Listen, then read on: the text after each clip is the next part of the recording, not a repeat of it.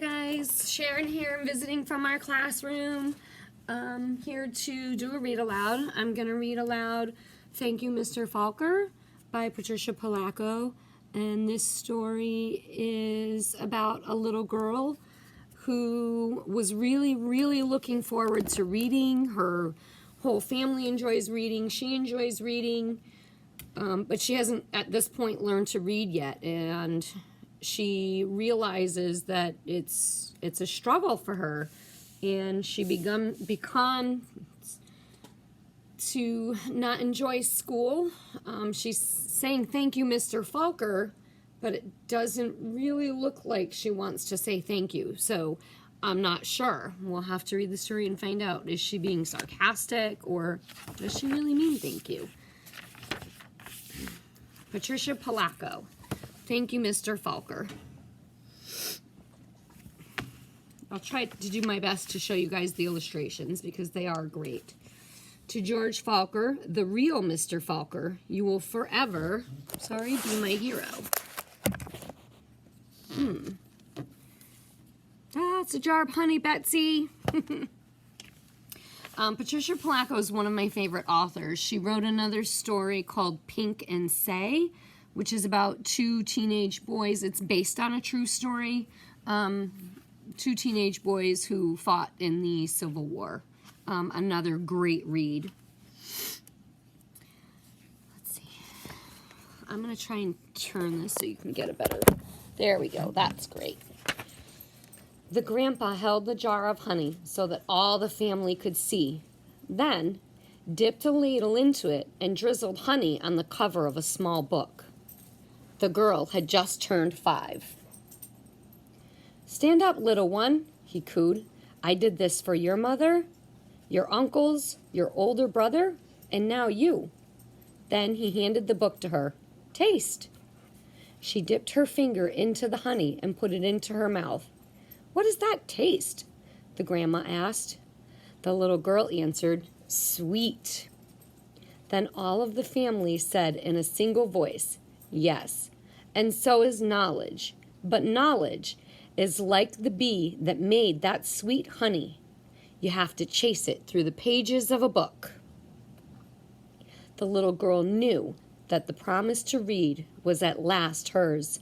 Soon she was going to read.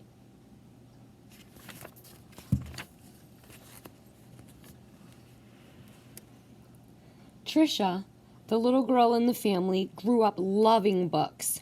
Her schoolteacher mother read to her every night. Her red-headed brother brought his books home from school and shared them. And whenever she visited the family farm, her grandfather or grandmother read to her by the stone fireplace. When she turned 5 and went to kindergarten, most of all she hoped to read. Each day she saw the kids in the first grade across the hall reading, and before the year was over, some of the kids of her own class began to read. Not Tricia. Still, she loved being at school because she could draw. The other kids would crowd around her and watch her do her magic with the crayons. In first grade you'll learn to read, her brother said.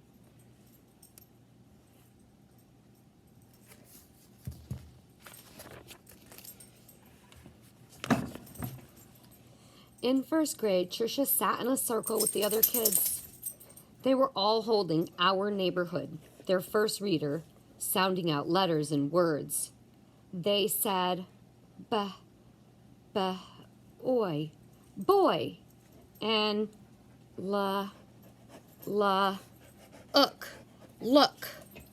The teacher smiled at them when they put all the sounds together and got a word right. But when Tricia looked at a page, all she saw were wiggly shapes. And when she tried to sound out words, the other kids laughed at her. Tricia, what are you looking at in that book? They'd say. Samson, stop. I'm reading, she'd say back to them. But her teacher would move on to the next person. Always when it was her turn to read, her teacher had to help her with every single word. And while the other kids moved up into the second reader and third reader, she stayed alone in Our Neighborhood. Trish began to feel different. She began to feel dumb. I'm gonna run and get Samson's treats before he starts barking and making things annoying. So you guys can look at that illustration, and I'll be back in 5 seconds. 4, 3, 2, perfect. Sit. Good boy. Poor Trisha. I hate that she feels that way about herself. That's very sad. The harder words got for the little girl, the more and more time she spent drawing. How she loved to draw, or just sitting and dreaming, or when she could, going for walks with her grandmother. One summer day, she and her grandma were walking together in the small woods behind their farm. It was twilight. The air was sweet and warm. Fireflies were just coming up from the grasses. As they walked, Trisha said, "Grandma, do you think I'm different?" "Of course," her grandmother answered. "To be different is the miracle of life. You see all those little fireflies? Everyone is different." "Do you think I'm smart?" Trisha didn't feel smart. Her grandma hugged her. "You are the smartest, quickest, dearest little thing ever." Right then, the little girl felt safe in her grandma's arms. Reading didn't matter so much.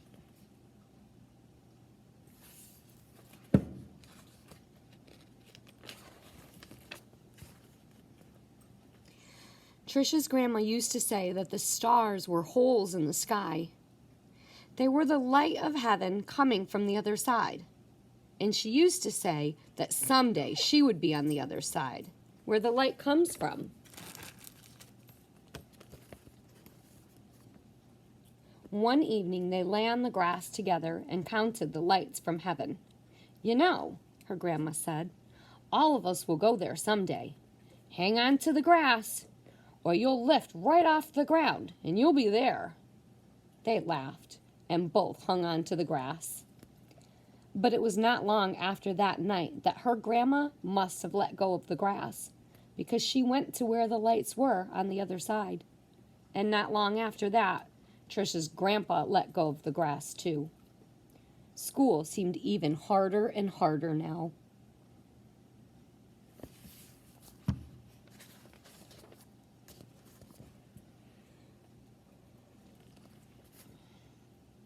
Reading was just plain torture. When Sue Ellen read her page, or Tommy Bob read his page, they read so easily. And Trish would watch from the top of their heads to see if something was happening to their heads that wasn't happening to hers. And numbers were the hardest thing of all to read. She never added anything right. "Line the numbers up before you add them," the teacher would say.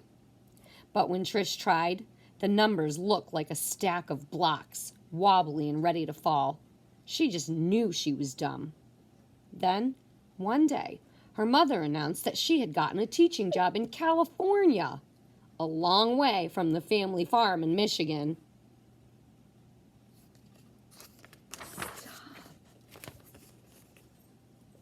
But even though Grandma and Grandpa were gone, the little girl didn't want to move. Maybe, though, the teachers and kids in her new school wouldn't know how dumb she was. She and her mother and brother moved across the country in a two-tone 1949 Plymouth. It took 5 days.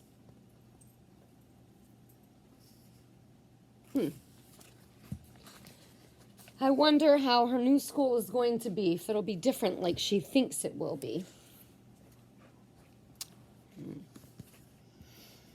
Well, by the looks of the illustration, I would say no. Not nice. But at the new school, it was the same. When she tried to read, she stumbled over words. The cat, ran.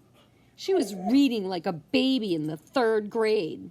And when her teacher read along with them and called on Trisha for an answer, she gave the wrong answer every time. "Hey, dummy, A boy called out to her on the playground, "How come you're so dumb?" Other kids stood near him and they laughed. Trish could feel tears burning in her eyes. How she longed to go back to her grandparents' farm in Michigan.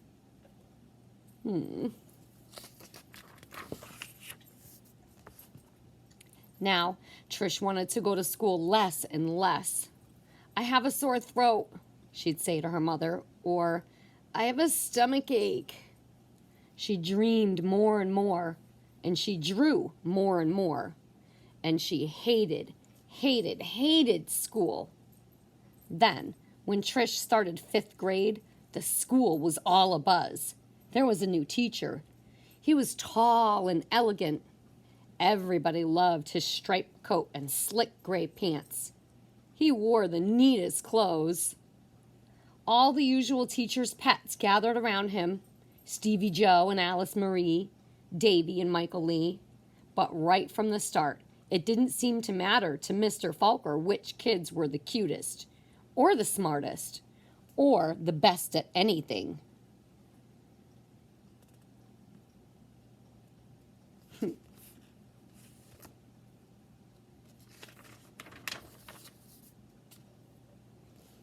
Mr. Falker would stand behind Tricia whenever she was drawing and whisper, "This is brilliant, absolutely brilliant. Do you know how talented you are?"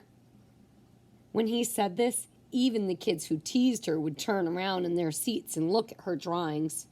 But they still laughed whenever she gave a wrong answer.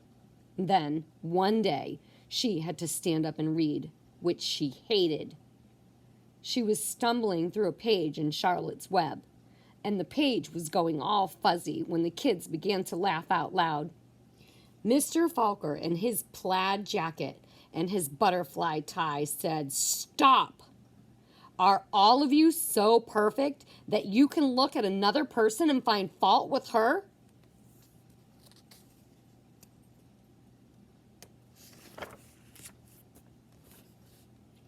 That was the last day anyone laughed out loud or made fun of her.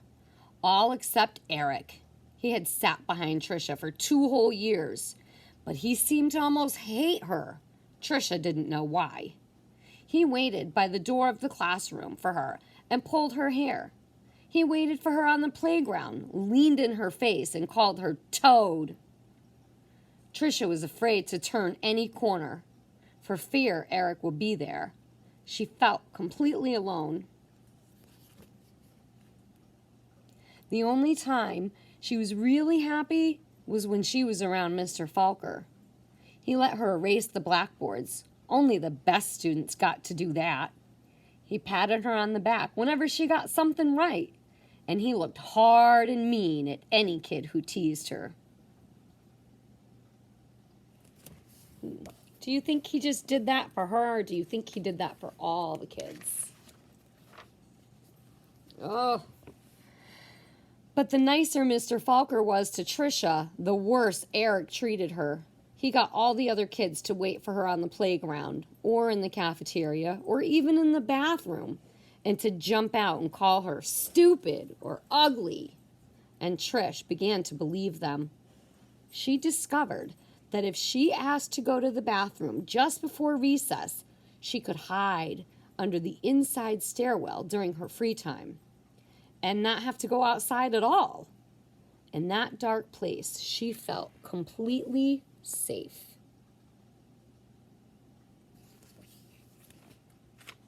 I promise you the story gets better. Don't despair. Look who's coming.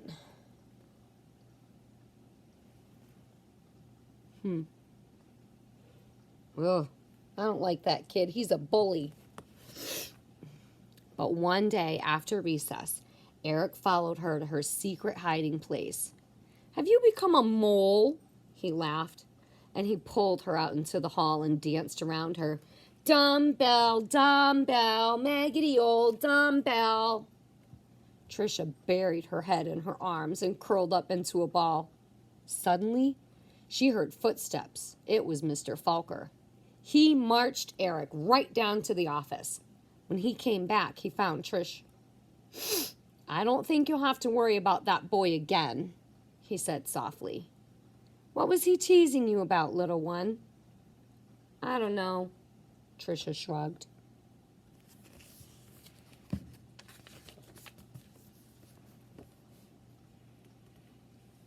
Tricia was sure Mr. Falker believed that she could read. She had learned to memorize what the kid next to her was reading, or she would wait for Mr. Falker to help her with the sentence. Then she'd say the same thing that he did. "Good," he would say. Then, one day, Mr. Falker asked her to stay after school and help with wash the blackboards. He put on music and brought out little sandwiches as they worked and talked. All at once, he said, "Let's play a game. I'll shout out letters. You write them on the board with the wet sponge as quickly as you can." "A," he shouted. She wiped a watery A. "8," he shouted. She made a watery 8. 14, 3, D, M, Q, he shouted out.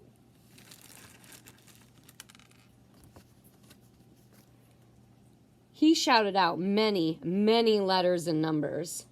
Then he walked up behind her, and together they looked at the board. It was a watery mess. Tricia knew that none of the letters or numbers looked like they should. She threw the sponge down and tried to run.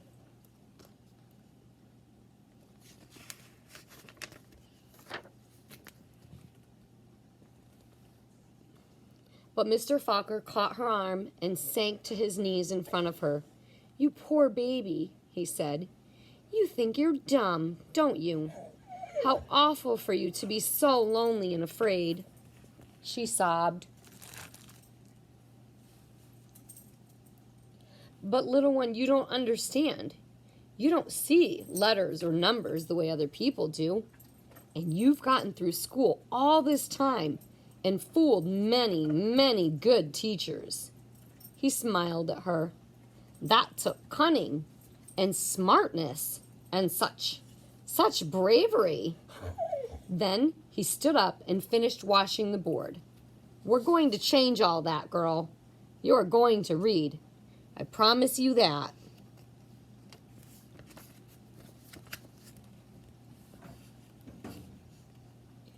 Now, almost every day after school, she met with Mr. Falker and Miss Plessy, a reading teacher. They did a lot of things she didn't even understand. At first, she made circles in sand, and then big sponge circles on the blackboard, going from left to right, left to right. Another day, they flicked letters on a screen, and Tricia shouted them out. Still other days, she worked with wooden blocks and built words. Letters, letters, letters. Words, words, words.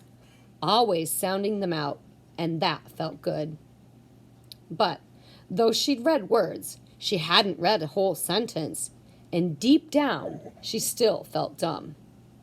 And then, one spring day, had it been 3 months or 4 months since they started, Mr. Falker put a book in front of her. She'd never seen it before. She picked a paragraph in the middle of the page and started reading it, almost as if it were magic, or if light poured into her brain. The words and sentences started to take shape on the page as they never had before. She marched them off to...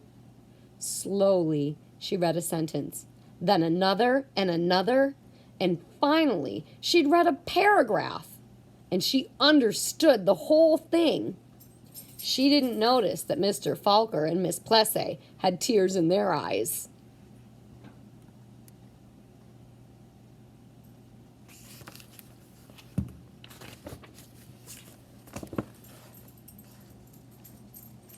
That night, Tricia ran home without stopping to catch her breath.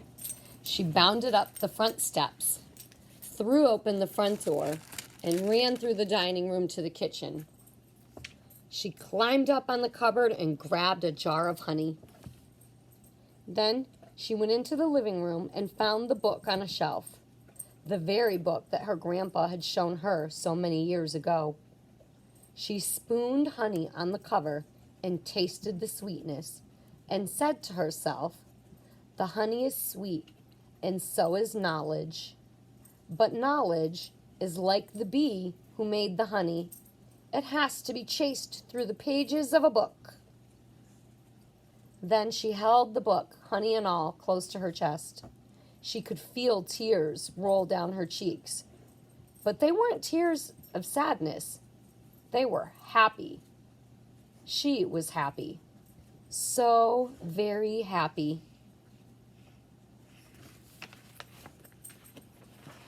And that's the end of the story. There's a quick end note, which I'm going to read to you, which is pretty important.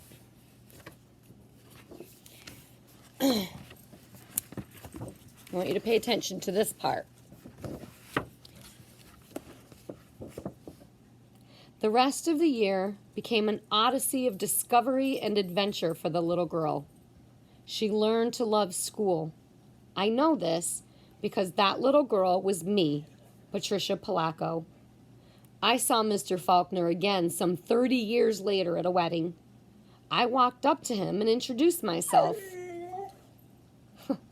Stop, Samson.